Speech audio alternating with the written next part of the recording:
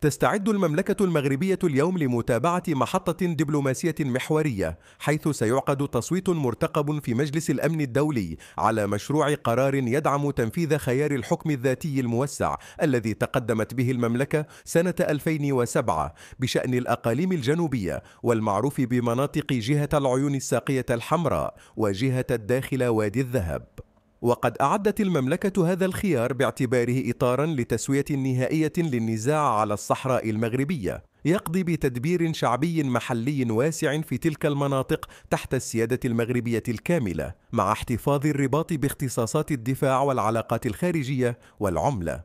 أما السلطة المحلية فتتكون من برلمان جهوي منتخب وحكومة جهوية يعين رئيسها المنتخب من قبل البرلمان ويصادق عليه الملك.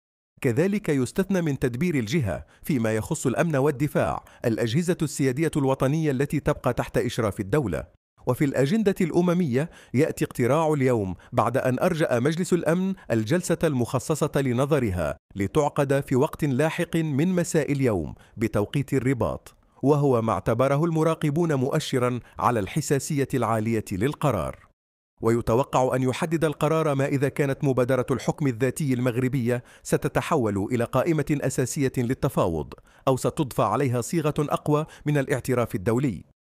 من جانبها رحبت الرباط بالدعم المتزايد من عدد من الدول الأوروبية والأفريقية لمقترح الحكم الذاتي، معتبرة أن يوم الجمعة يمثل فرصة تاريخية لاستقرار أقاليمنا الجنوبية وتعزيز تنميتها في إطار الوحدة الوطنية. في المقابل أعربت أطراف أخرى أبرزها البوليساريو والجزائر عن رفضها لأي نص يعطي الأفضلية لمقترح الحكم الذاتي تحت السيادة المغربية من دون إدراج خيار الاستفتاء على تقرير المصير بصيغة تامة. وبينما تتجه الأنظار إلى مقر الأمم المتحدة لصدور نتيجة التصويت، يتابع المغرب عن كثب مخرجات الجلسة التي قد تشكل نقطة مفصلية في مسار حل طويل الأمد لقضية الصحراء من دون المساس بوحدة المملكة وسيادتها.